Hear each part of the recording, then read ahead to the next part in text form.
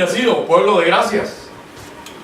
No solamente de gracias, porque le damos gracias a Dios por estar aquí, pero somos un pueblo de gracia, que hemos recibido la gracia de nuestro Señor para poder reinar en su vida. Y estamos en esa dispensación, en la dispensación de la gracia de Dios, que sabemos que es una misericordia que se extiende a todos nosotros, los que hemos sido predestinados y elegidos desde antes de la fundación del mundo. Así que hoy pues les traigo un saludo del pastor Iván López, que no se encuentra aquí hoy con nosotros, pero está trabajando para el Evangelio también en otras áreas. Así que él les envía un saludo bien caluroso, bien fraternal, y se disculpa por no poder estar aquí en esta ocasión. Así que vamos a tratar hoy con un tema muy importante, un tema que promete traer mucha bendición a nuestra vida, un tema que va a hacer cambios también en nuestra vida, principalmente a mí, porque este tema pues Dios me lo fue mostrando a través de los errores, de los favores, de las virtudes, de las bendiciones que llegan a nuestra vida. Pues Dios me fue mostrando este tema y sé que va a ser de gran bendición a cada uno de nosotros. Y el tema pues se titula La medida de la fe y la administración de la gracia. Pero antes quiero compartir en esta sección de lo que es la ciencia de dar y recibir, la siembra, lo que tú siembras, donde lo siembras, donde lo pones, tu semilla, donde tú la pones. No solamente la semilla es la palabra de Dios, que uno la siembra y Dios la progresa, sino también Dios te indica que todo lo que el hombre sembrará, eso cosechará. Pero hay una ciencia, hay un misterio en esto, que dice que Él aumenta y multiplica nuestra sementera conforme a sus riquezas en gloria. Entonces cuando no sembramos, pues esa sementera vemos que no se aumenta y uno está diciendo, pero ¿qué está pasando? ¿Qué está pasando si yo estoy bendecido, estoy reinando en vida, yo soy un predestinado, estoy salvo para siempre, Dios llevó mi pobreza para enriquecerme a mí en todas las cosas? ¿Y qué pasa que yo no progreso? Porque quizás estamos descuidando una medida que Dios pone en nuestra vida dice que Él aumenta y multiplica nuestra sementera. Nuestra sementera implica semilla, la sementera es el lugar donde tú guardas toda la semilla en el granero. Y entonces dice que Él aumenta y multiplica esa sementera cuando tú separas y siembras para el Señor. Entonces vemos cégetas, molética, culética y todo cuanta cosa se ha inventado el hombre para desviar de que en este pacto no se siembra, de que los diezmos no son de Dios, que ya en este pacto no hay que diezmar, que no hay que sembrar, que bueno, ya ustedes saben cuántas cosas inventa el hombre necio, el hombre tacaño, el hombre egoísta. Por eso en este versículo que yo quiero compartir con ustedes, fíjense una de las cosas a que Dios nos hace morir. Y ahí en Colosenses, vamos a buscar este maravilloso versículo. Colosenses. Quisiera compartir con ustedes aquí esta es una bendición. Lo que vamos a hablar hoy es una bendición maravillosa. Fíjense cómo dice aquí: hacer morir pues lo terrenal en nosotros. Entonces uno pudiera decir, bueno, ¿y qué es lo que hay terrenal en mí que yo tengo que hacer morir? Y entonces pues aquí el mismo verso nos lo va a ir explicando. Mire cómo dice aquí, Colosenses capítulo 3 versículo 5 dice: hacer pues morir lo terrenal en vosotros. Entonces vemos que dice fornicación, impureza, pasiones desordenadas, malos deseos, avaricia, que es idolatría. Dice cosas por las cuales la ira de Dios viene sobre los hijos de desobediencia. Es decir, que la avaricia es una de las cosas a las cuales nosotros tenemos que morir. Tenemos que morir a la fornicación, tenemos que morir al adulterio, a la borrachera, a esto, a lo... Pero hay que decir, no, eso de la avaricia, yo no tengo problema con el dinero. Pero, ¿eres buen sembrador? Cada vez que tú recibes de tu salario, tú apartas algo para el Señor de una manera u otra. Pues ahí es donde está tu sementera, que quizás te está fallando la prosperidad por causa de no sembrar en el Evangelio. Entonces, ¿cuál es la recomendación apostólica? Hacer morir avaricia que hay en nosotros, egoísmo, que hay veces somos necios, si no, el otro está dando, ¿para qué yo voy a dar? Dios sabe, el día que yo tenga, yo doy. Mire, hermano, haga esto porque a mí me ha funcionado. De lo poco que pueda tener, aparte algo y siémbrelo al Señor. Y entonces, si en lo poco eres fiel, en lo mucho Él te pondrá. Así que te declaramos bendecido y recibimos que eres un buen sembrador para que Dios pueda aumentar y multiplicar tu sementera conforme a su riqueza de gloria.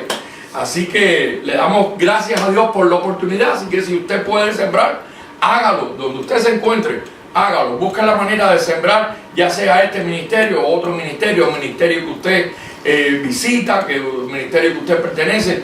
Trate de no ser egoísta, de no ser tacaño, de no ser avaro, sino haga morir esas actitudes de nuestra carne que no te quiere ver próspero. Entonces rompe ese dictongo y a partir de hoy conviértete en un buen sembrador. Y si eres un buen sembrador, pues dile, gloria a Dios, Señor, que yo siempre siembro para que tu palabra corra.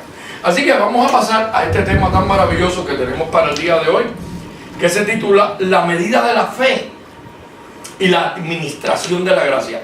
Cómo Dios ha venido trabajando a través de todos los tiempos, a través de una medida. Dios siempre ha dado instrucciones a nuestra vida para que nosotros hagamos las cosas conforme a una medida. Entonces hay veces que pensamos que la sabiduría del hombre es la que ha intervenido en nuestro mundo y pensamos que aún nuestras casas están hechas a nuestra medida. Pero si nosotros le damos un viajecito al viejo pacto, y ahí nosotros vamos a ver cómo Dios desde el comienzo, allá en el libro de Éxodos. Pero me gustaría dejar primeramente establecido que la fe tiene una medida. La gracia trae una medida, una regla consigo misma para que nosotros podamos impartirla, para que podamos predicarla, para que podamos administrarla conforme a la medida y conforme a la regla de Dios. No que seamos así indulgentes, bueno, yo como quiera, yo predico así y así.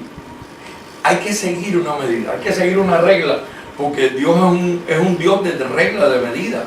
Es un Dios que establece las cosas con un orden. Él siempre ha hecho las cosas con un orden. Dios no es un Dios desordenado. Si nosotros miramos cómo está constituido el universo y vemos que hay un orden.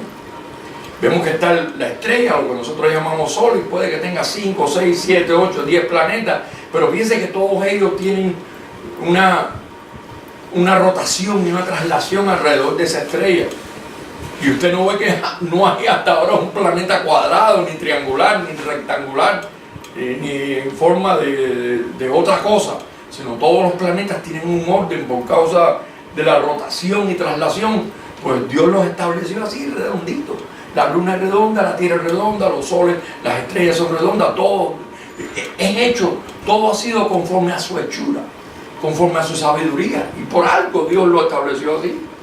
Hay algo sabio en ese fundamento que Dios dijo, de la manera que va a funcionar es así. Todos los planetas, las estrellas van a ser redondas, van a girar unos con otros, así, ahí, y ahí van a mantener un orden, y ese es el orden que yo quiero.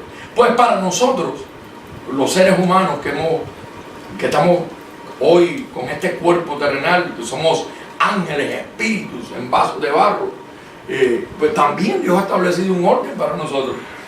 Y entonces me gustaría ver esa medida reflejada aquí en Romanos capítulo 12, en el versículo 6. Mire cómo dice ahí, muy importante: de manera que teniendo diferentes dones, según la gracia que nos es dada, porque nos ha sido dada una gracia, por gracia sois salvos, por medio de la fe. Es decir, que la gracia y la fe van de la mano. Y esto no es un don que proviene de nosotros, que nosotros podamos decir, esto lo voy a ir a aprender a la universidad, ya yo soy un doctor en divinidades de gracia y de fe. Todo eso es vana palabrería. Aquí todo lo hemos recibido del Señor. ¿Y qué tenemos que no hayamos recibido?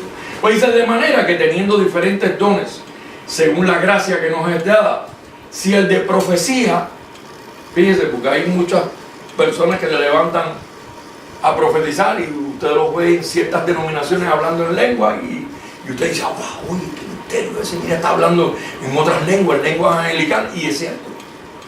Pero, ¿qué pasa cuando un profeta no ha sido educado conforme a la medida de la fe? Que él va a hablar en lenguas ahí porque ese es el deseo del Espíritu.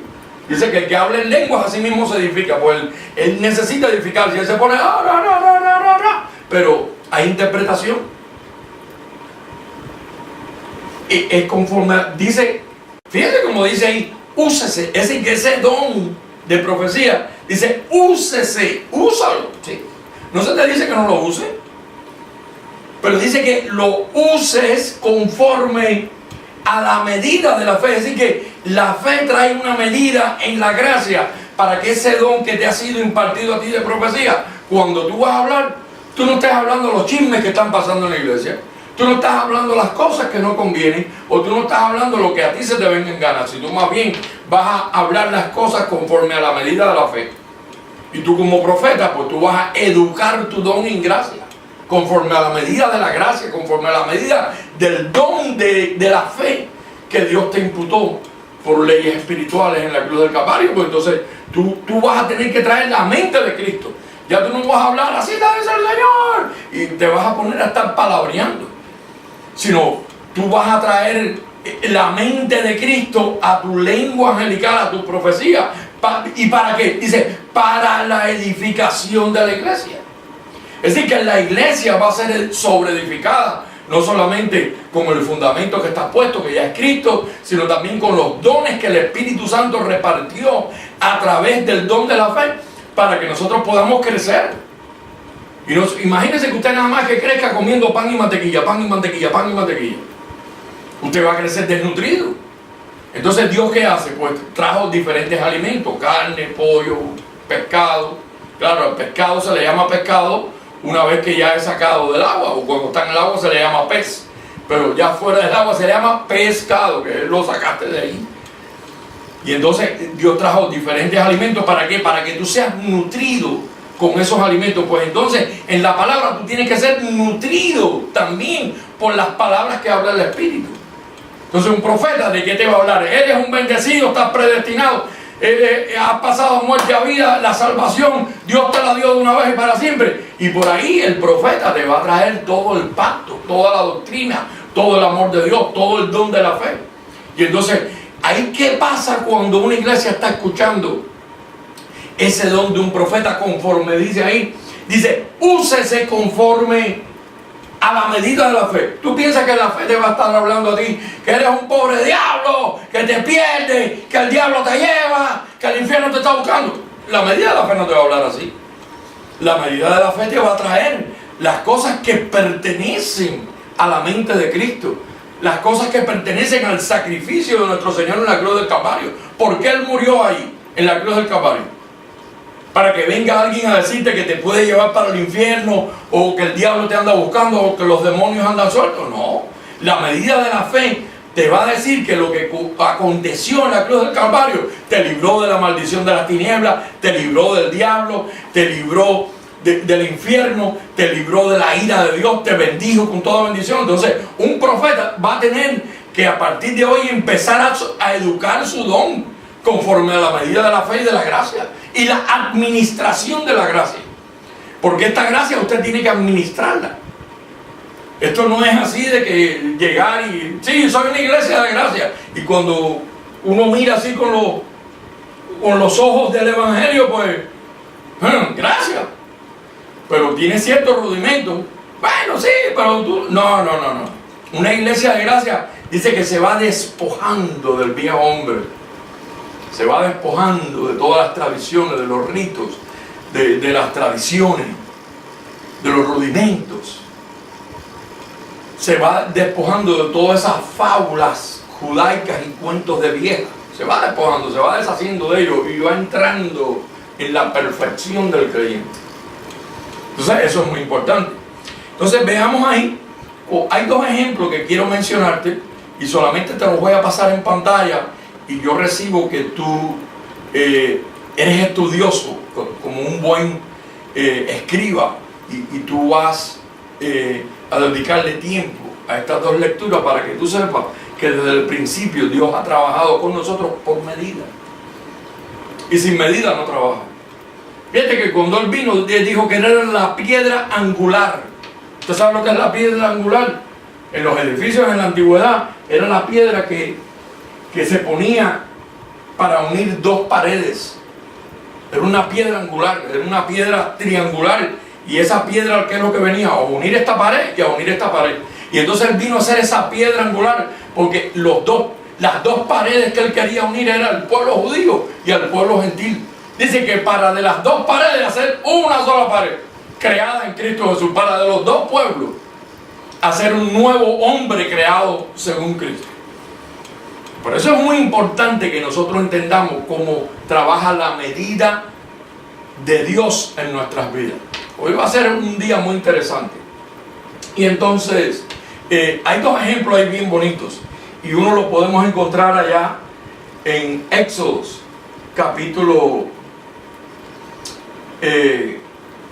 26. Éxodos, capítulo 26, versículo 2. Mire aquí como dice: la longitud de una cortina de 28 codos y la anchura de la misma cortina de 4 codos. Todas las cortinas tendrán una misma medida. Fíjate qué exigente era Dios cuando le dijo a sus trabajadores: hey, vamos a construir un templo, efectivamente, y le vamos a poner cortina, pero no quiero una cortina más corta que la otra, ni una más estrechita. No quiero que todas las cortinas tengan un orden y una medida. Dios es exigente, claro que eres exigente. Vamos a ver otro ejemplo. Conforme al agua, esa agua que tomamos, allá en Ezequiel dice: y beberás el agua. Usted ha visto esas personas que se ponen: toma agua, toma agua, toma agua, toma agua, y se empiezan a engordar, porque hay veces que hasta el agua los engorda. Imagínate, nuestro cuerpo está compuesto de agua. Entonces, cuando yo tengo un amigo que yo siempre lo veo con una botellita de agua en la mano. Toma agua, toma agua, toma agua. Y él me dice: ya, yo hago ejercicio, pero como que no bajo de peso. Y yo le digo: ¿tú te has puesto a pensar si la cantidad de agua que tú te tomas en el día es la necesaria? Porque todo en exceso hace daño. Nosotros debemos tomarnos alrededor de 9 litros de agua diario. Yo creo que nadie se lo toma. Son pocas las personas que se toman 9 litros de agua diario. Bueno, yo era asmático cuando niño y un día fui al doctor y esa fue la receta que me dio el doctor. Me dijo: ustedes los asmáticos, no es que ustedes sufran de falta de aire, sino ustedes sufren de exceso de aire en los pulmones que no pueden expulsar, entonces se envenenan con el aire que tienen adentro y no se pueden oxigenar. Y yo le dije: pues doctor, yo empecé, en vez de tomarme 9 litros de agua diario, prefiero hacer ejercicios de oxigenación, de respiración y botar aire. Y eso me ayudó muchísimo. Si no, póngase a ver que todas las personas que padecen de obesidad no es porque coman mucho solamente, sino porque toman mucha agua. Pero claro, en cada caso es diferente. En esto no vamos a entrar en detalle porque yo no soy un doctor en medicina para poderte diseñar cómo tú debes tomar el agua, no. Pero lo que queremos hablar es que aún de la antigüedad Dios dice: y beberás el agua por medida, la sexta parte de un hin, de tiempo en tiempo la beberás.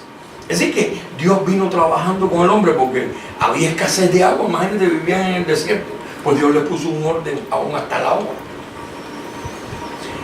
Mire, nosotros le servimos a un Dios sabio. Lo importante que queremos compartir en esto es cómo Dios ha venido impartiéndonos una medida desde el principio para sacar un orden de nosotros, una regla a seguir. Y entonces esto era en la vida natural. Ahora vamos a entrar en lo que es la doctrina, que es lo importante. Solamente buscamos esos ejemplos para que tú pudieses comprobar cómo Dios trabaja por medida. Y ya entrando entonces ahora en la doctrina, en lo que es el nuevo pacto, pues podemos ver ahí en Efesios capítulo 2, Efesios capítulo 2. Esto es muy importante. Mira cómo dice ahí, porque ya es la respuesta de una pregunta. Yo creo que porque y por qué van juntos, simplemente es la entonación y los signos que lo acompañan. Si lleva un signo de interrogación o lleva un signo de admiración o simplemente no lleva ningún signo. Porque tú puedes preguntar, ¿y por qué somos hechura suya? ¿Por qué tenemos que ser hechura suya? Tú puedes hacerte esa pregunta. ¿Por qué Dios nos tuvo que hacer a su hechura? Entonces, aquí viene la respuesta. Dice, porque somos hechura suya, creados en Cristo Jesús, para buenas obras. Esa es la respuesta. ¿Por qué te hicieron a ti hechura de Él? Pues te hicieron a ti hechura suya para buenas obras. ¿Y qué obras son esas? Dice, las cuales Dios preparó de antemano para que anduviésemos en ellas. Es decir que Dios no solamente te creó a ti en el mundo celestial, en el mundo angelical, en el mundo espiritual, sino que cuando Él te creó a ti, te creó con un propósito. Dijo, yo soy Dios y yo a los que voy a crear en mí, los voy a hacer conforme a mi imagen y semejanza. Fíjate si Dios tiene un plan. Y dice, y cuando me manifieste en carne, los voy a hacer conforme a mi hechura. Porque tú no te has puesto a pensar que tú eres un espíritu viviendo experiencias en un cuerpo terrenal. La religión de hoy, el sistema religioso te presenta que tú eres un cuerpo terrenal que te ha recibido el Señor como tu salvador personal, y entonces tú tienes que vivir experiencias espirituales. Yo digo, bueno, ¿y cómo yo vivo una experiencia espiritual? Pues arrodíllate, reza 3 Padres Nuestros, participa de los rudimentos, Santa Cena, bautízate, que te deja que te impongan las manos, que te... todas esas experiencias, eso no son experiencias espirituales. Eso es hechicería y rudimentos del viejo pacto. Porque, ¿qué experiencia más grande tú vas a vivir espiritual cuando tú mismo eres un espíritu dentro de un cuerpo terrenal? Dice, ¿quién sabe las cosas del hombre sino el hombre que está en él? ¿Quién conoce las cosas del espíritu sino el espíritu nuestro que está dentro de nosotros mismos? Tu espíritu conoce todas las cosas. Tu espíritu no tiene que vivir experiencias espirituales. Tu espíritu es lo que está aprendiendo a vivir en un cuerpo terrenal, porque esa fue la voluntad de Dios. Hebreos 2:14. Así como los hijos participaron de carne y sangre, Él también participó de lo mismo. Es decir, que hemos venido a participar de un cuerpo terrenal, y no por gusto, no para venir, engordar y comer y mañana morir, sino para recibir una experiencia. ¿Cuál es esa experiencia? El conocimiento de la ciencia del bien y el mal. ¿Por qué? Porque somos hechuras suyas, creados en Cristo Jesús para buenas obras, las cuales Él preparó de antemano. Imagínate que Dios lo que Él pretende, lo que Él, su propósito es que tú seas otro Cristo. Convertir a toda esta naturaleza que Él hizo en Cristo Jesús en muchos Cristos. Por eso dice que nos dio su mente, nos dio de su espíritu, nos dio de su gracia, nos dio de su fe. No es que ahora tú tengas fe, no. Dice la Biblia que ahora más nosotros tenemos la fe de Cristo. La fe tuya y la mía no sirven para nada, sino ahora tenemos la fe de Cristo, aquella fe que venía, aquella fe que iba a ser revelada. Pues dice que la ley fue nuestro ayo hasta llevarnos a Cristo. Una vez en Cristo, ahí se te impartieron, se te imputaron unas leyes espirituales con su muerte y resurrección. Entonces, nuestra experiencia es aprender a vivir en un cuerpo terrenal. Y para eso tenemos una medida. Vamos a ver otro versículo muy importante. Ahí en segunda carta a los Corintios, porque yo quiero compartir esto contigo. Ahí en segunda carta a los Corintios, porque siempre uno se pregunta, bueno, ¿y por qué este hombre hubo que llevarlo al tercer cielo? ¿Para qué? Bueno, vamos a ver por qué.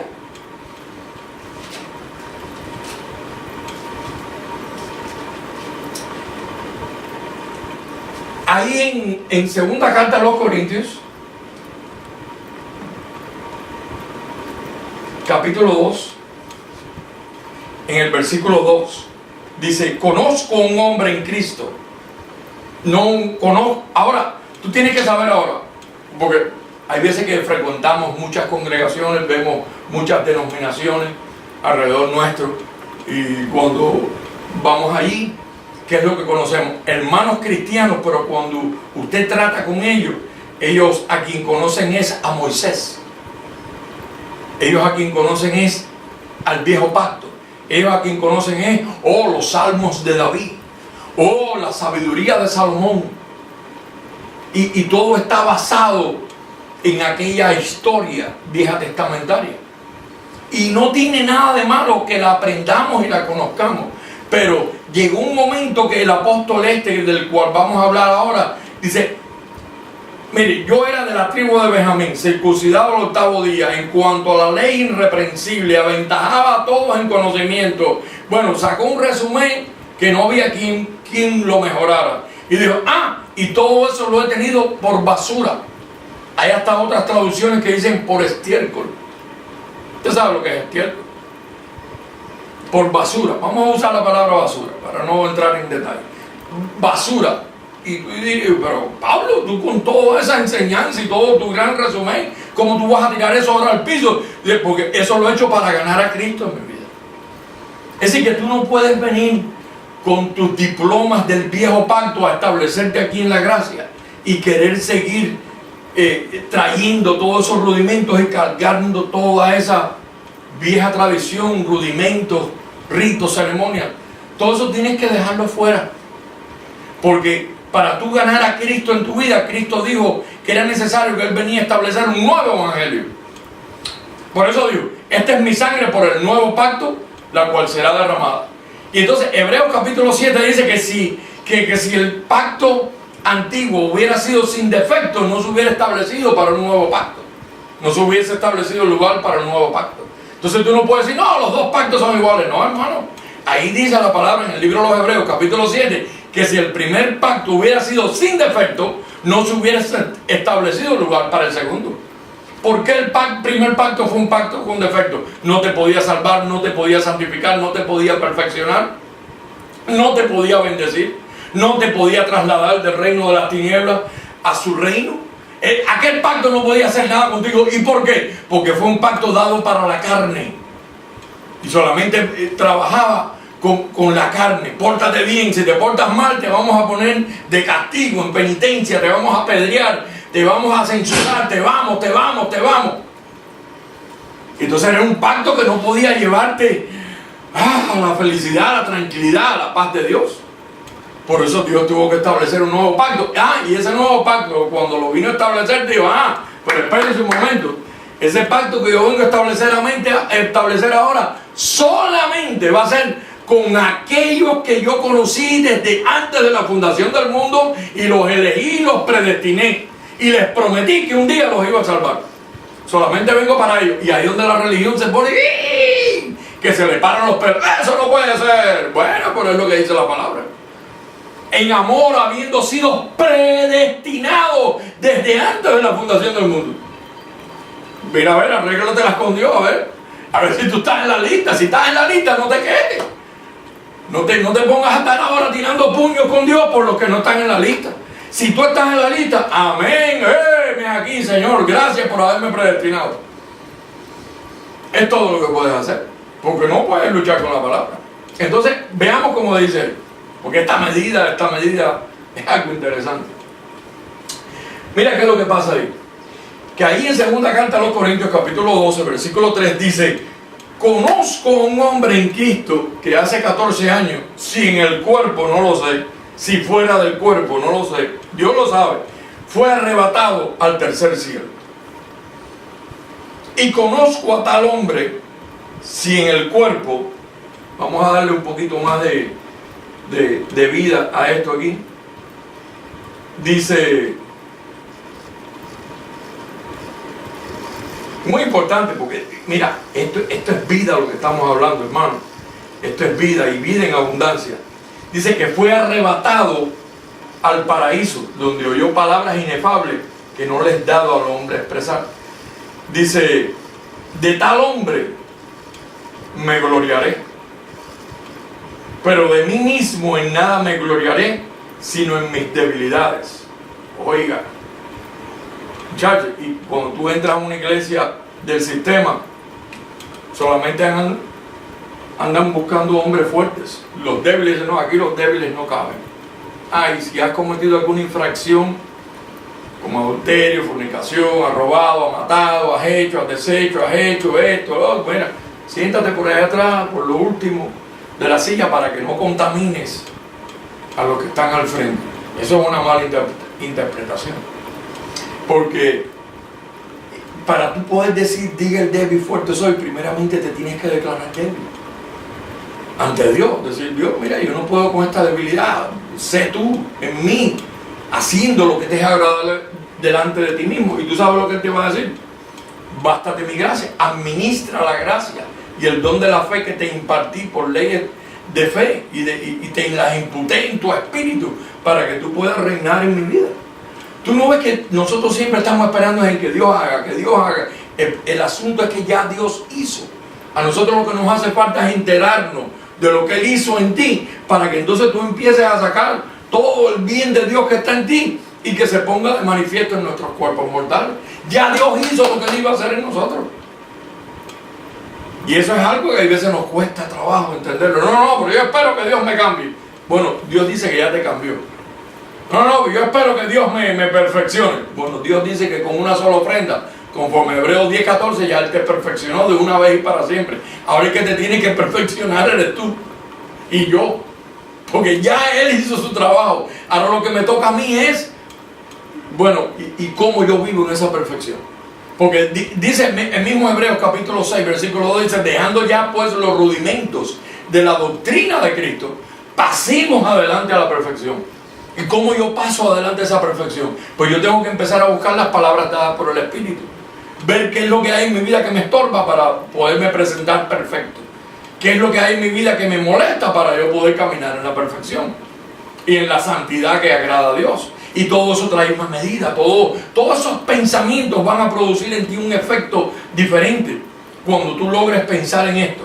Que ya yo estoy perfecto, que ya estoy santificado, que ya estoy bendecido, que ya me pasaron de muerte a vida. Dice aquí que ya me salvaron. Dice aquí que me redimieron. Entonces, ¿qué yo hago con todo esto? Pues eso va a producir un efecto en ti. Y entonces su gracia te va a bastar y vas a poder empezar a administrar la gracia y el don de la fe en tu vida. Pues esto no es de un día para otro. Yo llevo 20 años tratando de hacer esto. Y cada vez digo, bueno, ya pude arreglar esto y esto, pero me falta esto, y tengo una lista grandísima. Bueno, ya arreglé esta y esta, pero cuando miro para acá digo, wow, pero me falta todavía. ¿Tú piensas que por ser cristiano esto es de un día para otro? ¿Tú no ves que vivimos en un cuerpo terrenal que no nos acompaña? Es por eso que Dios trae una medida, una regla. Porque el Evangelio, no la tradición, no la ley de Moisés. La ley de Moisés no te pudo arreglar y tú tienes que acabarlo de entender. La ley de Moisés no te pudo arreglar. Él dijo, yo vengo con un nuevo pacto que tiene promesas nuevas para hacerte ver perfecto en Cristo Jesús. Dice que si aquel pacto nos hubiese perfeccionado, no se hubiera establecido un lugar para nosotros. Y eso tú tienes que entenderlo. Entonces ahora está Pablo diciendo, mira, si yo quisiera gloriarme, me gloriaría, pero no tengo nada de que gloriarme en cuanto a la ley. Es en Cristo. Ahí hay una medida, hay una regla. Como que cuando fui al tercer cielo y me llevaron allá, tú no viste que lo primero que le hizo Dios a Pablo fue cegarlo. Y tú dirías, oye, ¿y por qué lo tuvo que cegar? ¿Tú sabes para qué lo cegó? Para que no viera más lo terrenal ni lo natural. Porque él se lo quería llevar al mundo celestial. ¡Oh! Y para entrar en el mundo celestial tenía que entrar con los ojos de Dios. Si no, no iba a ver nada. Tú no ves que mientras que tú estés en este mundo con tus ojos, tú no ves lo de Dios. Lo de Dios no se ve, porque es invisible. Está aquí, no lo vemos. Mira Jesse, el criado de Eliseo. Estaba rodeado de ángeles, esperando nada más una orden de Dios para atacar a los que los perseguían. Y no los veía. Hasta que Eliseo le dijo, Señor, alúmbrale los ojos para que vea que no estamos solos. Es decir que nosotros tenemos que morir a nuestros ojos para entonces ser iluminados en los ojos celestiales. ¿Por qué tú crees que Pablo en Efesios capítulo 1, versículo 18 dijo, oro para que los ojos de vuestro entendimiento, esos no son los ojos naturales tuyos con los que tú ves las cosas aquí que nos rodean, para que los ojos de vuestro entendimiento sepáis a la esperanza a la cual hemos sido llamados. ¿Y qué ojos tú piensas que son esos? ¿Los ojos tuyos, esos bonitos que tienes? No, esos son los ojos de Dios.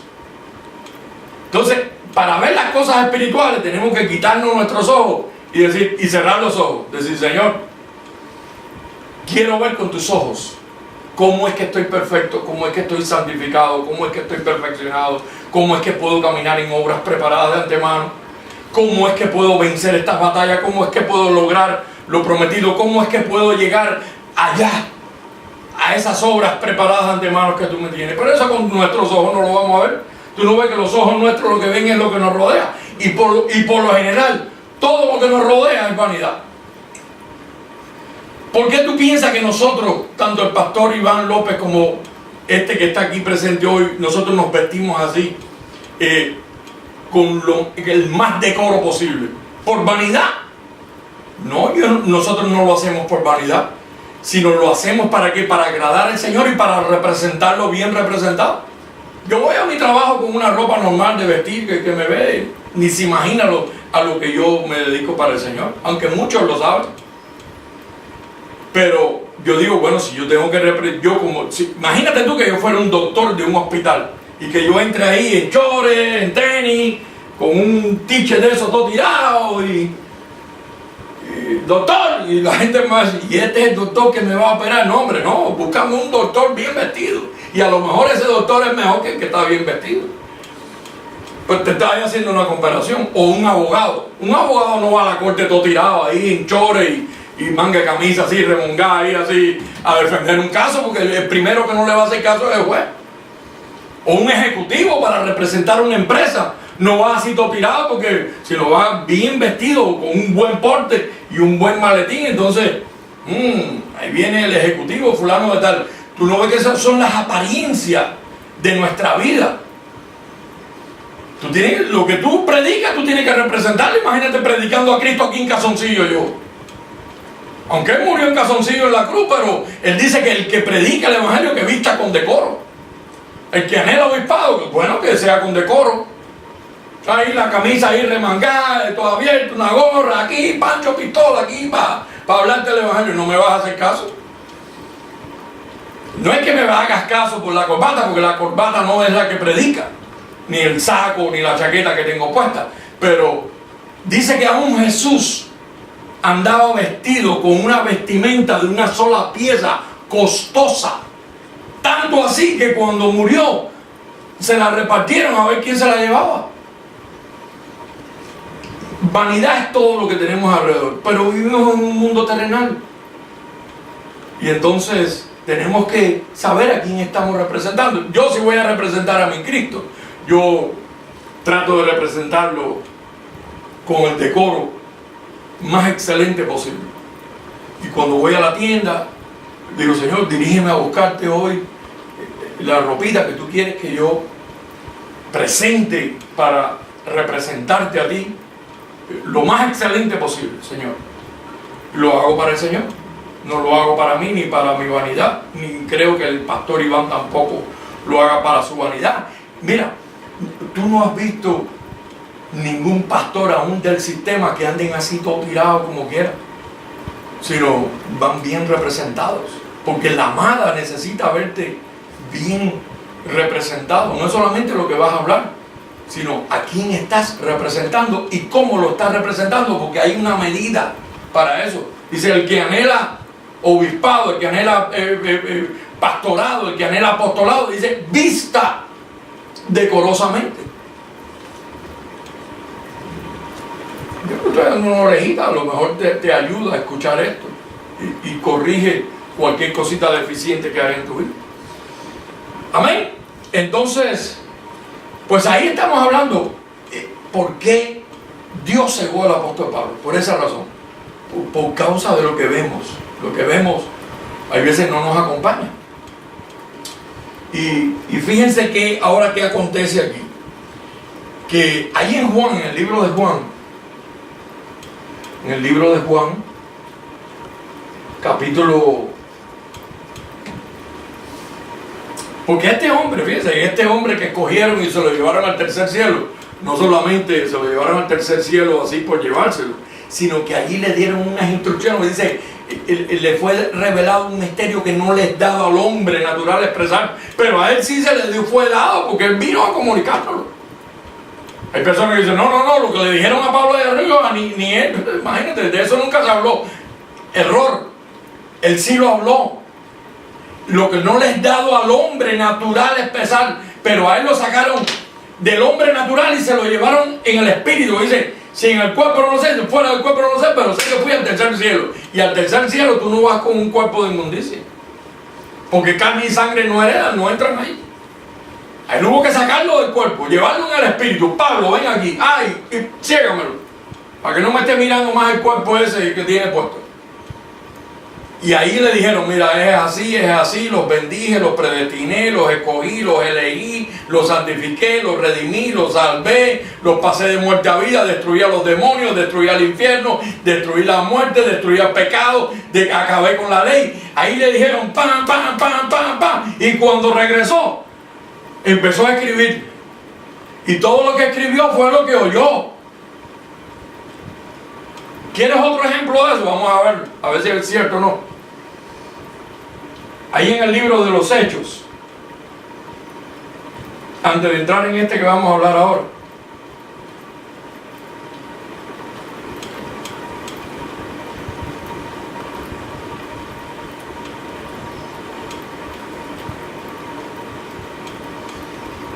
mira, ahí en el libro de los Hechos, y vamos a sujetar este aquí.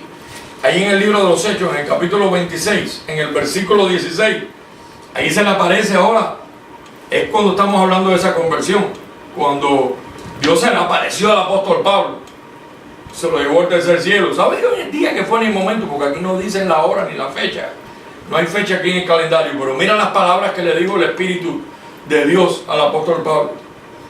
Le dijo, Saulo, Saulo, en el versículo 14, ¿por qué me persigues? Dura cosa es dar cosas contra el aguijón. Yo entonces dije, ¿quién eres, Señor? Y él dijo, yo soy Jesús, al que tú persigues, pero levántate y ponte sobre tus pies, porque para esto he aparecido a ti, para ponerte por ministro y testigo de las cosas que has visto. Y él no lo vio con los ojos naturales, porque con los ojos naturales él estaba ciego. A él lo cegaron con los ojos naturales, pero le pusieron otros ojos, los ojos de Dios. Vamos a buscarlo, porque ese es un versículo muy importante. Ahí en el 26, 16, mira cómo dice.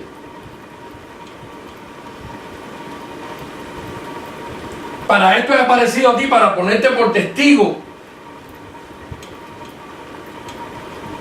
de las cosas que has visto y de aquellas en que me apareceré a ti.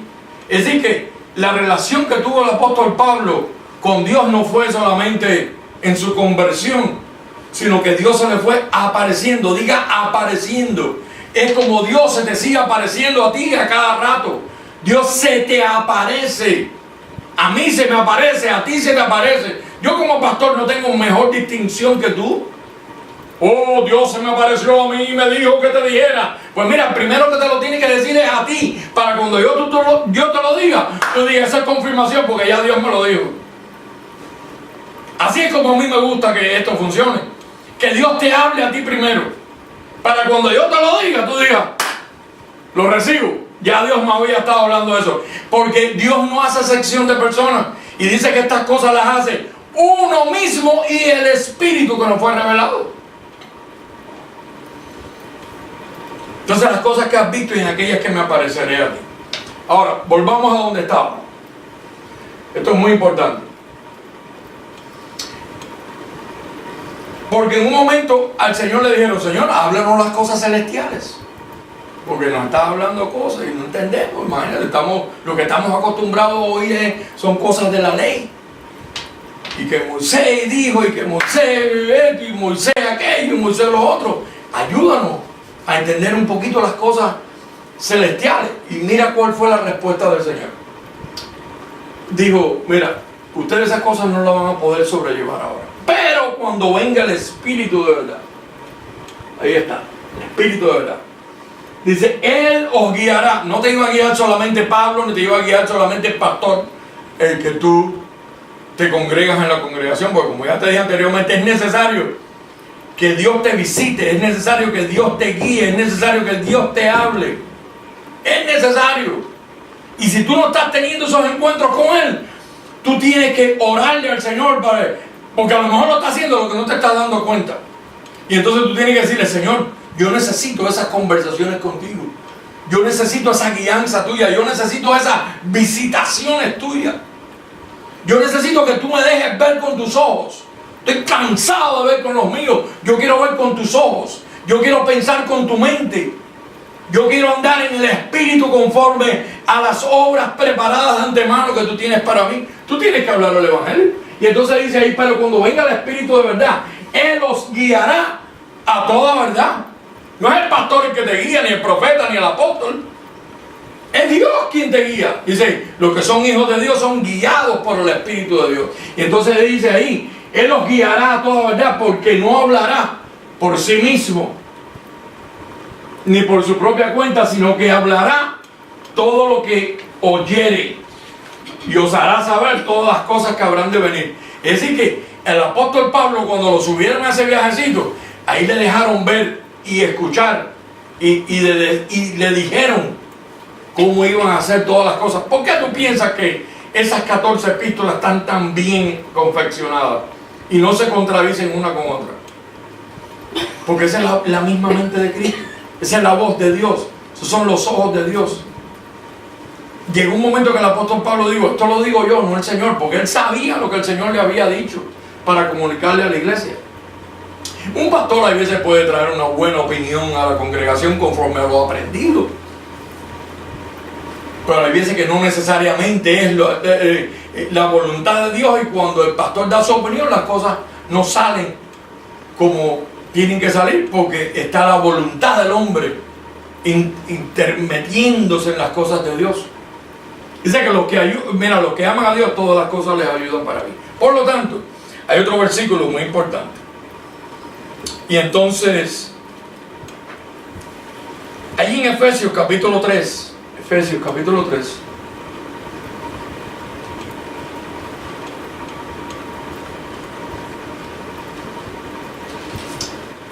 ahí en el versículo 2, el apóstol Pablo tuvo que decirle a los efesianos, miren, yo le estoy hablando de esto a ustedes, si es que ustedes habéis oído de la administración de la gracia de Dios que me fue dada para con vosotros.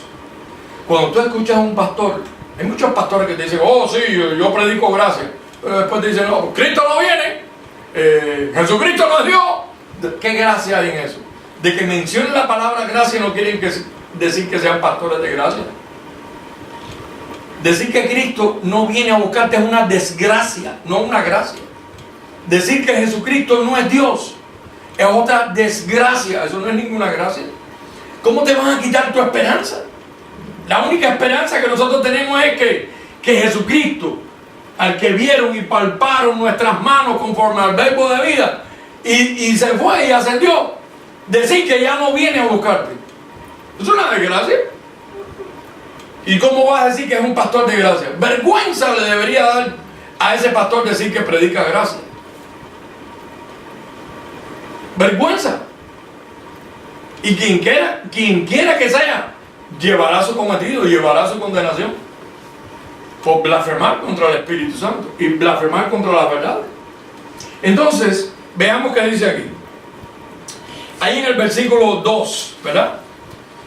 Muy interesante ese pasaje que vemos ahí en el capítulo 3. En el versículo 3 ahora.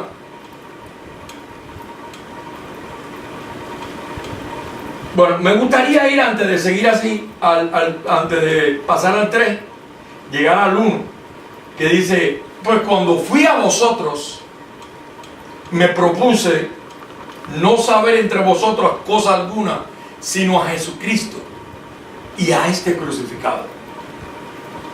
Oye, ahí tiene que haber algún misterio cuando él no quiso predicar a Jesús de Nazaret. Porque Jesús de Nazaret fue el que se le apareció a él en el encuentro, ¿verdad? Cuando lo cegó, cuando él le dijo, ¿quién eres, Señor?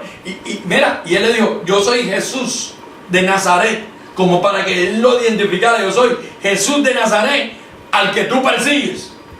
¡Oh! Y ahí lo cegó. Pero cuando se lo llevó al tercer cielo, al paraíso, que él ahí pudo verlo con los ojos de Dios, no con los ojos naturales, le dijo, pero ¿y dónde está Jehová? Le dijo, yo soy el Jehová del viejo pacto. ¿Y dónde está Jesús de Nazaret? Le digo, yo soy Jesús de Nazaret, con un cuerpo transformado y glorificado. Yo soy tu Dios y tu Salvador y tu Señor. Por eso es que cuando él regresó a tierra, buscan las epístolas paulinas, donde él le llama a Jehová, donde le llama a Jesús de Nazaret, sino en todo momento es el Cristo de la gloria, Jesucristo, nuestro Señor, nuestro Dios y Salvador, el Señor Jesucristo. Porque Dios es la deidad, Jesucristo es el cuerpo que esa deidad se puso para dejarse ver. Por eso es que cuando él regresa a buscar a su iglesia, él no viene invisible, él viene con un cuerpo que se puso, que se llama Jesucristo, el Señor. Así como los hijos participaron de carne y sangre, él también participó de lo mismo.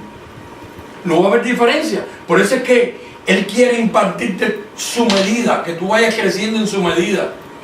Que su medida, su regla, su forma de mirar, de hablar, de oír, de hacer las cosas, sea como él las diseñó.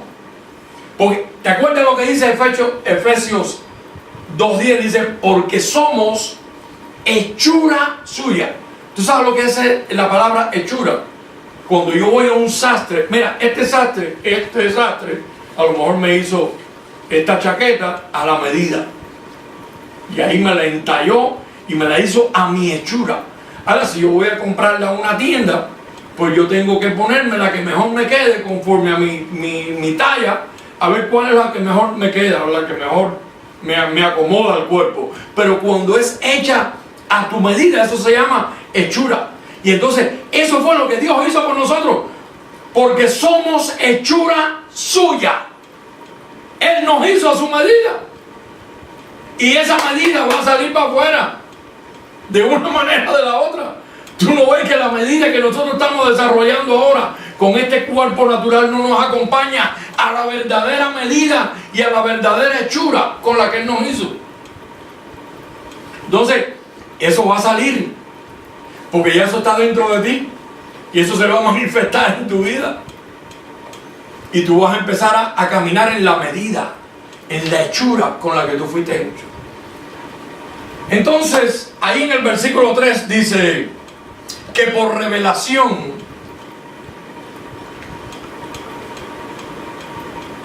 versículo 3, Efesios, capítulo 3,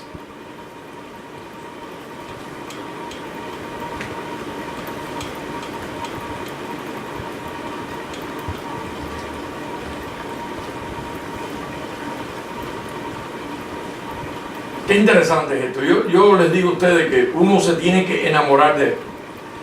Si tú no te enamoras de esto y solamente ves esto como una religión, no te va a aprovechar. Para que esto te aproveche verdaderamente, tiene que estar enamorado de esto. Hoy a mí en la mañana me preguntó alguien que me encontré en un establecimiento. Me dijo, ¿a qué religión tú perteneces? Digo, a ninguna. Me miró así como pensando que era un ateo. Digo, yo no pertenezco a ninguna religión, yo soy creyente. Entonces me miró más extraño todavía y me dijo, yo estudié para cura. Le dije, buena cosa, pero la religión no es de Dios, es de los hombres. La creencia es de Dios, porque la creencia es la que te ayuda a llegar a tu medida. Ahí en versículo 3 dice que por revelación me fue declarado el misterio, como antes lo he escrito brevemente, leyendo, dice el apóstol Pablo, leyendo lo cual podéis entender cuál sea mi conocimiento en el misterio de Cristo. Misterio que en otras generaciones no se dio a conocer a los hijos de los hombres, como ahora es revelado a sus santos apóstoles y profetas por el Espíritu. Que los gentiles son coherederos y miembros del mismo cuerpo y copartícipes de la promesa en Cristo Jesús, dice, por medio del Evangelio. Es decir que el Evangelio es quien nos lleva a nosotros a esa comunión con Dios, a esa medida, a esa regla. Entonces, hablando de esa medida y de esa regla, me gustaría compartir ahí mismo en el versículo 18, ahí en el libro de los Efesios, Efesios capítulo 3,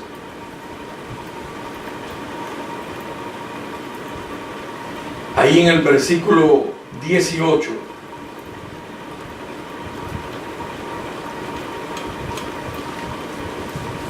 En el versículo 18, mire qué importante versículo vamos a leer aquí ahora.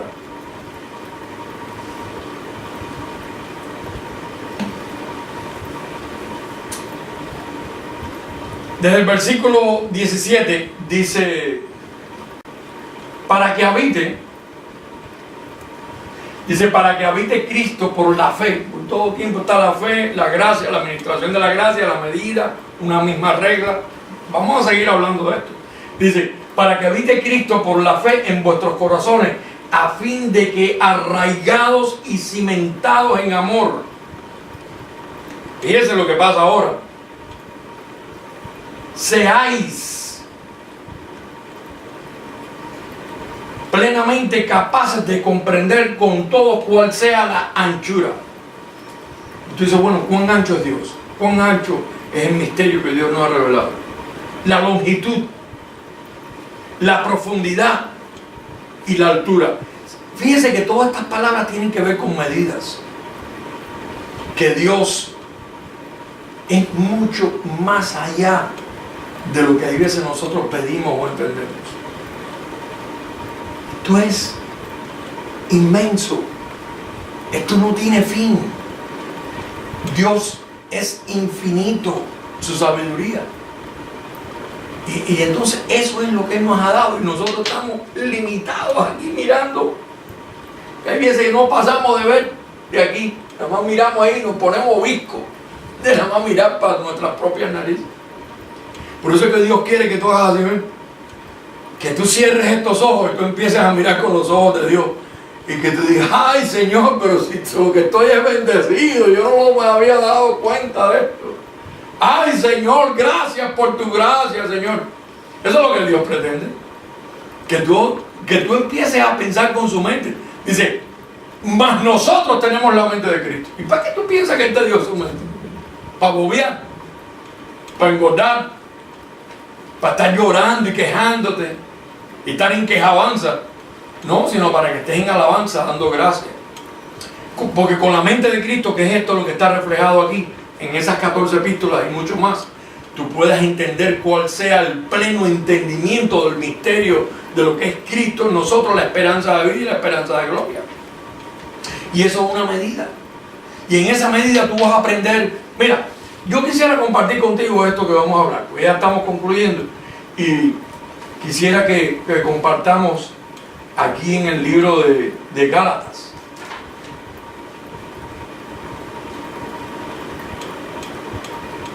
En el libro de Gálatas. Porque todo esto te trae a ti a una medida.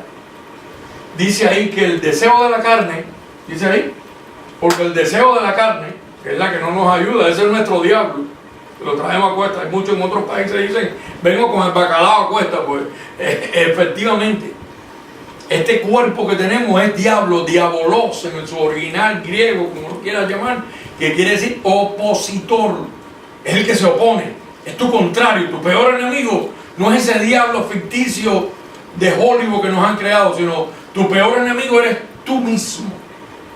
Por eso Pablo le dijo a Timoteo, cuídate de ti mismo. No le digo cuídate del diablo, cuídate de ti mismo y de la doctrina. Entonces, fíjate lo que pasa ahora con la medida, porque esto es muy importante. Dice, porque el deseo de la carne es contra el espíritu, y el del espíritu es contra la carne. Y estos se oponen entre sí para que no hagáis lo que quisierais. Claro, porque como eres guiado por el Espíritu de Dios, el Espíritu siempre te va a traer una guianza. La carne siempre se va a querer salir con la suya. La carne tiene una naturaleza que ella es fiel a su naturaleza y ella siempre te va a arrastrar con los deseos pecaminosos que poseemos cada uno de nosotros en nuestro cuerpo. Pero gracias a Dios por la medida que nos ha dado al entendimiento. ¿Para qué? Para esto. Mira, tú tienes que saber cómo manejar estos atributos que tiene nuestra carne. Porque mira lo que dice aquí, que es importante esto. Dice, porque el deseo de la carne es contra el espíritu y el del espíritu es contra la carne. Dice, y estos se oponen entre sí para que no hagáis lo que quisierais. Y entonces, ahora uno dice, bueno, ¿y cómo yo manejo eso? Porque mira lo que dice aquí ahora. Pero si soy guiado por el Espíritu de Dios, versículo 18, dice, no estáis bajo la ley. Dice, y manifiestas son las obras de la carne, que son adulterio, fornicación, inmundicia, lascivia, idolatría, hechicería, enemistades, pleitos, celos, iras, contienda, disensiones, herejía, envidias, homicidio, borrachera, orgía, y dice, y cosas semejantes a estas, a las cuales os amonesto, como ya os lo he dicho antes, que los que practican tales cosas no heredarán el reino de Dios. Entonces, ahí hay una medida en todas esas cosas.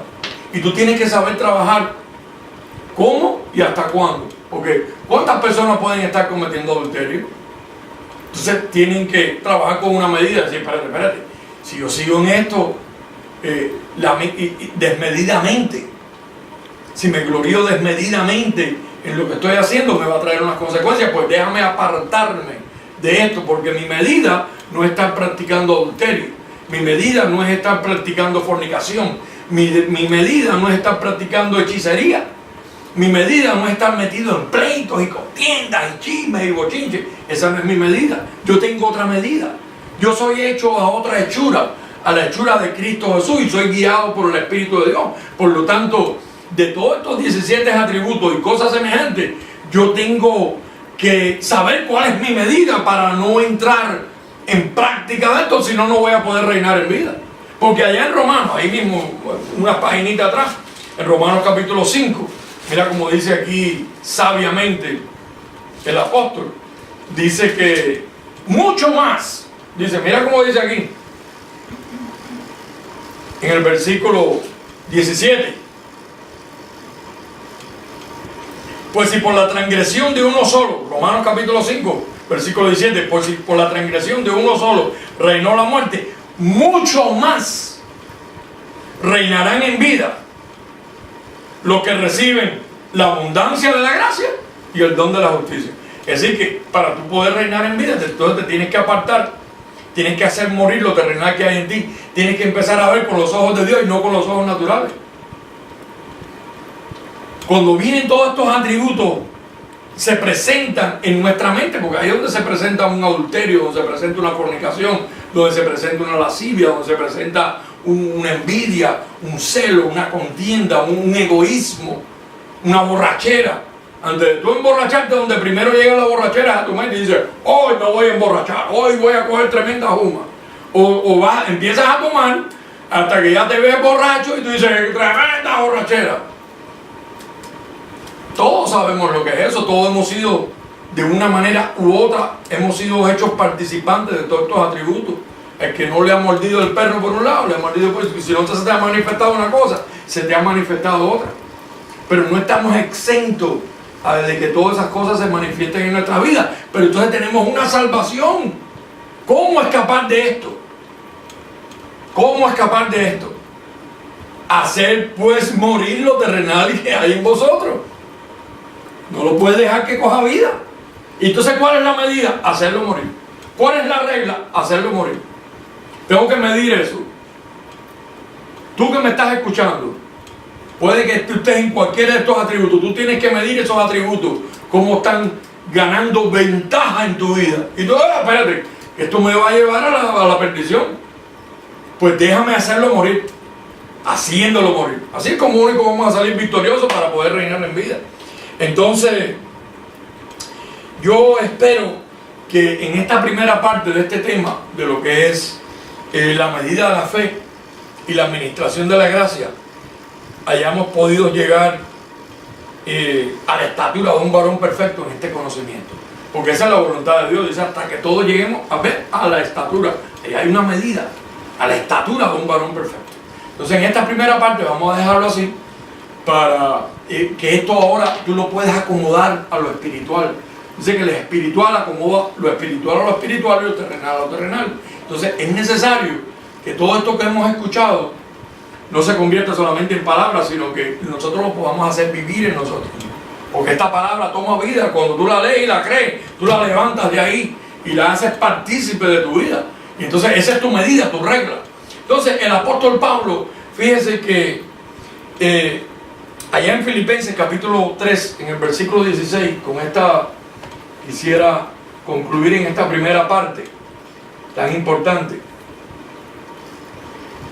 Dice, porque la doctrina tiene que venir acompañada de esta regla. Imagínese un pastor de gracia que usted escuche diciéndote, te puedes perder, el diablo te lleva. Pastor, usted está diciendo que usted es un pastor de gracia, pero usted la doctrina de la gracia no lo está acompañando. Un pastor de gracia es un pastor que Dios selecciona con una mente diferente, con la mente de Cristo, con el amor de Cristo, donde tú no te ocupas de otra cosa sino presentar a Cristo y a este crucificado. ¿Por qué? Porque el crucificado fue el que llevó tu maldición, tu pobreza, tu iniquidad, tu pecado, tu maldición, etc. Ya sabemos la lista grande. Ese fue el que te bendijo y te trasladó. Mira, tú estabas antes de la cruz, pues te cogió. Suponte que esta sea la cruz, el púlpito, que era la cruz. Tú estabas aquí y aquí estaba él. Y él te cogió de aquí, te pasó por aquí, te limpió, te perfeccionó, te purificó, te bendijo, te santificó y después y te puso del otro lado de la cruz. Entonces tú no te puedes seguir viendo del lado allá de la cruz, tú te tienes que ver del otro lado. Como él dijo, pasemos al otro lado. Tú tienes que pasar al otro lado en tu mente. Tú no te puedes seguir viendo conforme a la medida de la ley. Tienes que empezarte a ver conforme a la medida de la gracia.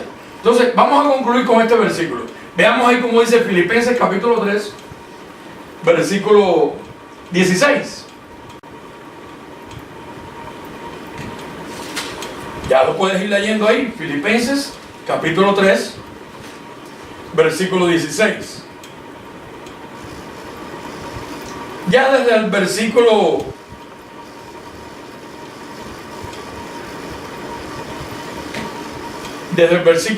9, tú puedes leer esto en tu casa, el versículo 9, ya él dice, desde el versículo 7, dice, pero cuántas cosas eran para mí ganancia, las he estimado como pérdidas por amor a Cristo. Tú tienes que empezar, cuántas cosas para ti a lo mejor, antes de tú entrar en esta gracia, eran para ti ganancia. Por lo menos yo tenía unas cuantas que eran para mí ganancia. Yo vivía una vida tremenda, bien suave, y tenía muchas ganancias. Cuando entré al Evangelio, pues el Evangelio me dijo, si quieres seguirme a mí, suelta todo eso. Entonces yo tuve que coger, mirar para allá, y miré antes de la cruz y miré después de la cruz. Digo, si sigo con mis ganancias, voy a seguir antes de la cruz. Si suelto mis ganancias, voy a estar después de la cruz. A lo mejor no voy a tener el cash suficiente o la finanza suficiente que yo estaba acostumbrado a tener antes de la cruz. Pero, y poderoso es Dios para hacer que abunde en mí toda gracia, a fin de que teniendo siempre todo lo suficiente, abunde también en esta gracia. Y dije, me voy después de la cruz. Y solté todo eso. Hay muchos que conocen mi testimonio. Dice el versículo 9, dice, y ser hallado en él, no teniendo mi propia justicia que es por la ley, sino la que es por la fe de Cristo, la justicia que es de Dios por la fe, a fin de conocerle. El versículo 10, Filipenses capítulo 3, versículo 10, los que están leyendo conmigo, a fin de conocerle y el poder de su resurrección y la participación de sus padecimientos, llegando a ser semejante a él en su muerte. Porque una cosa hay veces sufrir y otra cosa es padecer. Dios no te quiere sufriendo, ya Él sufrió por ti, pero hay unos padecimientos que te trae el Evangelio. Y hay veces que tú tienes que sufrir esos padecimientos como buen soldado, sufrir penalidades, abstenerte como te abstienes de un adulterio, de una fornicación, de una idolatría, de una hechicería, de pleitos, contiendas, vicios. Cuando tú te abstienes de eso, va a traer entonces unos padecimientos a tu vida. Y entonces tú dices, soporto la prueba. Y ahí vas creciendo a esa estatura. La medida de Dios se va formando en ti. Que fue lo que dijo el apóstol Pablo. Miren, hijitos, ahí en Gálatas capítulo 4, versículo 19. Vuelvo a sufrir dolores de parto hasta que Cristo sea formado en tu vida. Entonces tú tienes que decir, bueno, si yo soy cristiano, ¿cómo Cristo se va a formar en mi vida? Porque somos hechura suya. Entonces Él preparó unas obras de antemano para que andemos en ellas, dice, las cuales han de manifestarse. Entonces, Cristo se va formando en tu vida a través de ¿qué? De esas obras preparadas de antemano. Y cuando tú vienes a ver, en tu lista, tú dices, ya dejé esto, ya dejé esto, ya dejé esto. Entonces, tú sabes, mira, hay personas que se quieren parecer a otros. Los imitadores, tú ves, hay veces un show de imitadores y hay personas que te imitan la voz de varios artistas o cantantes que te cantan igualito a otros y dicen, oye, qué bien lo imitaste, oye, que como te parece a ese cantante, como te parece a ese artista, o en películas, etcétera, etcétera. Pero aquí esto te lleva a una conclusión. Yo me quiero parecer a Cristo, yo quiero imitar a Cristo. Yo al artista que me quiero parecer es a Jesucristo. A ese artista que me quiero parecer yo. Entonces, en tu vida de crecimiento cristiana, tú te empiezas a parecer a Cristo cada vez más, cada vez más y cada vez más, hasta que ya tú llegas un momento y dices, ya no vivo yo, mas vive Cristo en mí. Y te vas despojando del tú para que sea Cristo el que esté caminando en ti. Y eso toma un tiempo, hermano. Eso no se logra de un día para otro.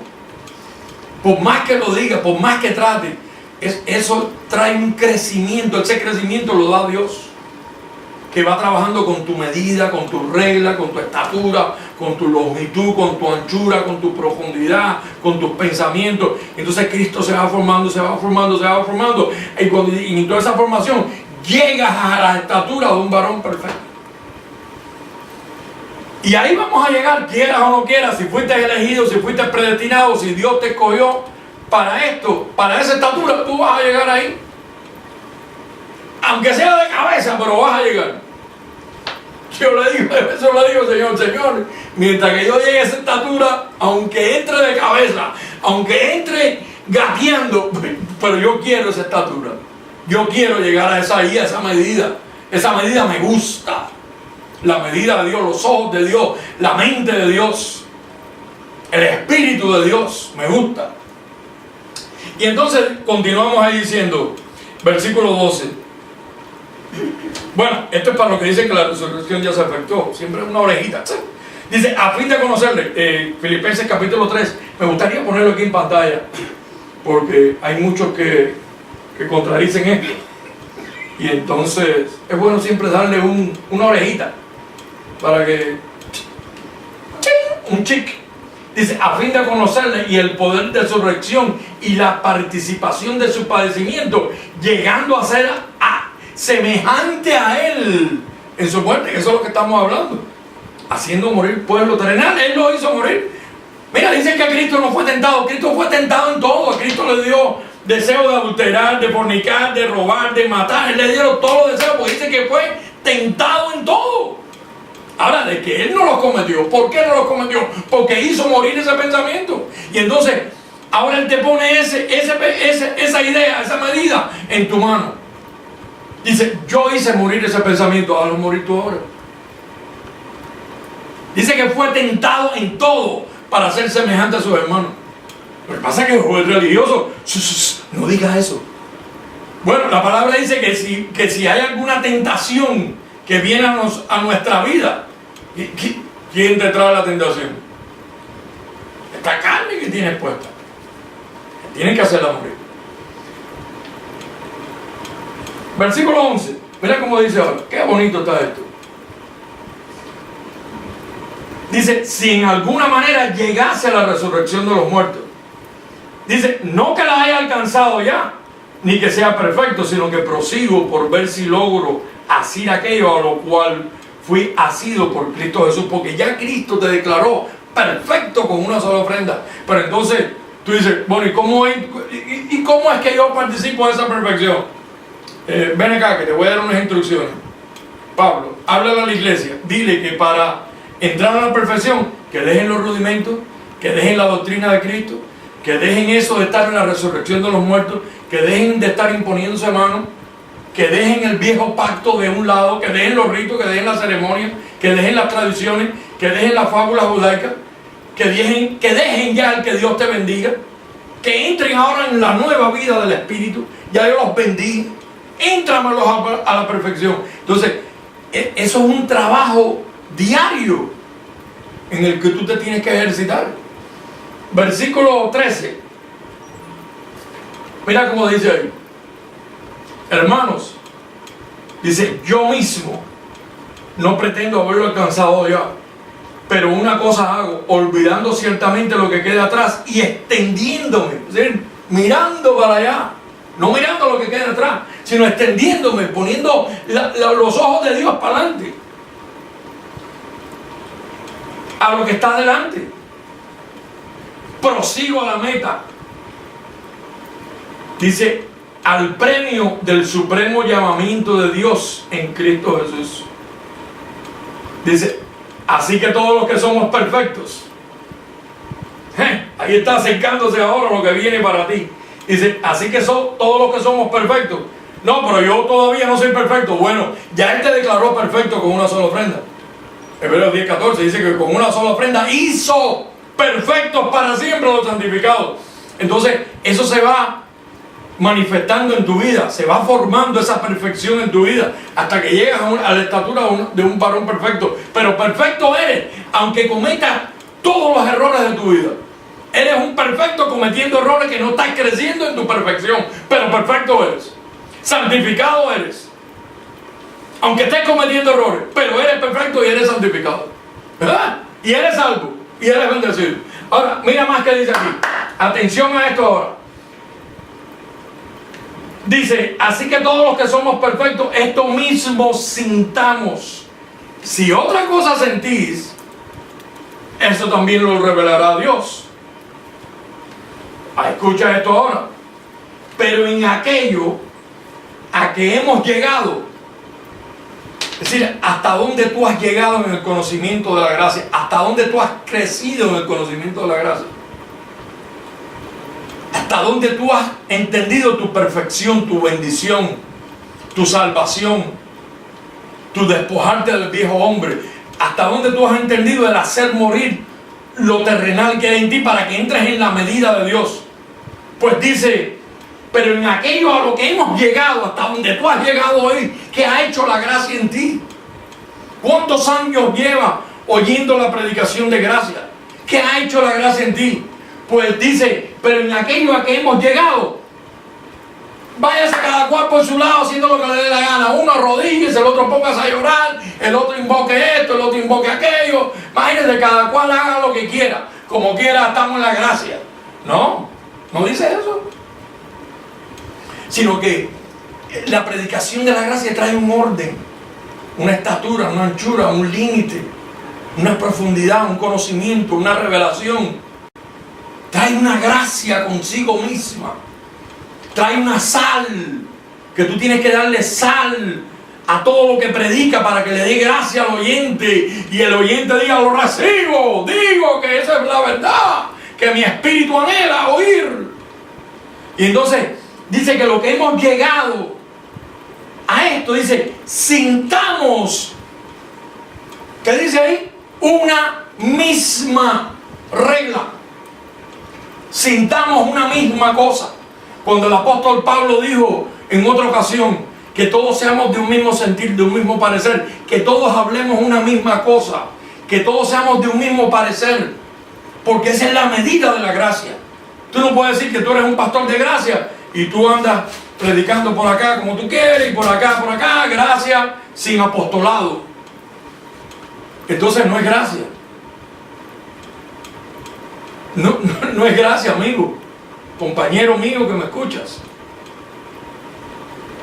Para que esto le dé gracia al oyente, la gracia, con esto concluimos, Romanos 1:5. Tú no puedes violar eso. Romanos 1:5. Ahí clarito te lo dice. Romanos 1:5 te lo dice, con eso vamos a concluir. Y por quien recibimos, ¿y de quién recibimos? De ese que fuimos hechura suya, de ese que te sacó del lado de la calle, del lado acá de la cruz y te puso de este otro lado, de ese que traspasó los cielos, de ese que te presentó juntamente con él en la cruz del Calvario y ahora te declaró perfecto, santificado, bendecido, todo el paquete lo tienes ahí. Y entonces dice, Pablo llegó un momento, dijo, y por quien recibimos la gracia. Oh, sí, yo soy un predicador de gracia, qué bonito, predicador de gracia. Pero no dice eso solamente. No dice gracia solo ahí, se quedó ahí. Mira, aún en el viejo pacto decía que venía uno con gracia y callado. ¿Y qué es un callado? Un callado es una atadura. ¿Tú sabes qué es lo que te ata aquí hoy, aquí en este ministerio? Es el apostolado de Cristo, no es mío. Yo no tengo apostolado. Todos somos aquí apostolados por esta gracia. Aquí no hay un apostolado específico, ¿verdad? Que hay que decir ahora, sigamos a este hombre apóstol. Y lo que él diga, y lo que él haga, y lo que él piense. No, eso fue un fracaso. El verdadero apostolado es el apostolado de Cristo. Cristo dice que es el apóstol y sumo sacerdote de nuestra profesión. Y entonces dice, y por quien recibimos la gracia del apostolado, ¿y para qué? Para la obediencia a la fe en todas las naciones. Así que te declaramos bendecido con toda bendición. Te declaramos en la medida de Dios. Te declaramos mirando las cosas con los ojos de Dios. Te declaramos en la mente de Dios, en el Espíritu de Dios. Te declaramos hablando una misma cosa, sintiendo una misma cosa, siendo de un mismo parecer y manteniendo una misma regla. Así que nos despedimos. Hasta la próxima. Habla, Padre. Bendecido eres con toda bendición. Alaba lo que Él vive.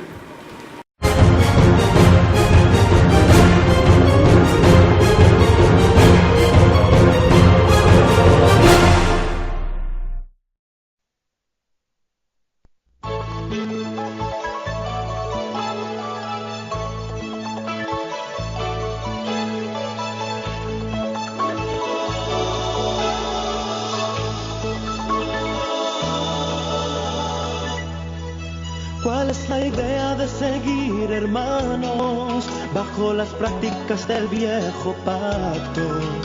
Si ya Jesús en ti está morando. ¿Cuál es la idea de seguir viviendo, siempre en temor del diablo y del infierno? Si ya Jesús en ti destruyó ese imperio, no vivas ciego a la verdad, porque es una realidad que Jesús ya la ley abolió y al diablo destruyó. Por nosotros vengo en el nombre del apostolado, que con denuedo dice la verdad, que la ley y la gracia no se pueden mezclar. No vivas más bajo los rudimentos, ni en cuanto al ejercicio corporal, y no obligues a los gentiles más a judaizar, sino vivir por fe sin ritos. ¿Cuál es la idea de seguir, hermanos, a los creyentes siempre bautizando, si ya Jesús en ti está morando? ¿Cuál es la idea del pan y el vino, si es obvio que eso no es más que un rito? Son símbolos de Cristo. Dejen ya esos sacrificios, no vivas ciego a la verdad, porque es una realidad pecado eliminó por nosotros. Vengo en el nombre del apostolado, que con denuedo dice la verdad, que la ley y la gracia no se pueden mezclar. No vivas más bajo los rudimentos, ni en cuanto al ejercicio corporal, y no obligues a los gentiles más a judaizar, sino vivir por fe sin ritos.